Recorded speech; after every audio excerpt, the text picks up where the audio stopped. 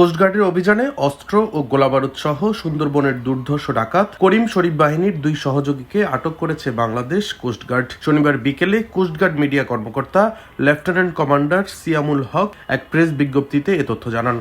তিনি বলেন, গোপন সংবাদের ভিত্তিতে জানা যায় সুন্দরবনের দুর্ধর্ষ ডাকাত করিম শরীফ বাহিনীর সদস্যরা সুন্দরবনের পশুর নদী সংলগ্ন ভাইজোড়া খাল এলাকায় অবস্থান করছে। প্রাপ্ত তথ্যের ভিত্তিতে শনিবার ভোর 6টায় কোস্টগার্ড বেজ মোংলা ও স্টেশন হারবারিয়া কর্তৃক উক্ত এলাকায় একটি বিশেষ অভিযান পরিচালনা করা হয়। অভিযান চলাকালীন উক্ত এলাকা থেকে একটি একনলা বন্দুক, 3 রাউন্ড তাজা কার্তুজ, 4 রাউন্ড ফাঁকা কার্তুজ সহ সুন্দরবনের দুর্ধর্ষ ডাকাত করিম শরীফ বাহিনীর 2 সহযোগীকে আটক করা হয়।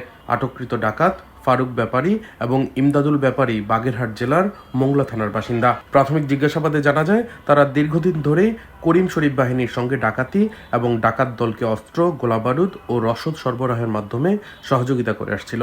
আটককৃত ডাকাত ও জব্দকৃত সকল আলামতের পরবর্তী আইনানুগ ব্যবস্থা গ্রহণের কার্যক্রম প্রক্রিয়াধীন রয়েছে বলে তিনি জানান। তিনি আরো বলেন, সুন্দরবনকে দস্যুমুক্ত করতে কোস্টগার্ড ভবিষ্যতে এ ধরনের অভিযান অব্যাহত রাখবে। ডেস্ক রিপোর্ট, দৈনিক ডেস্টিনি।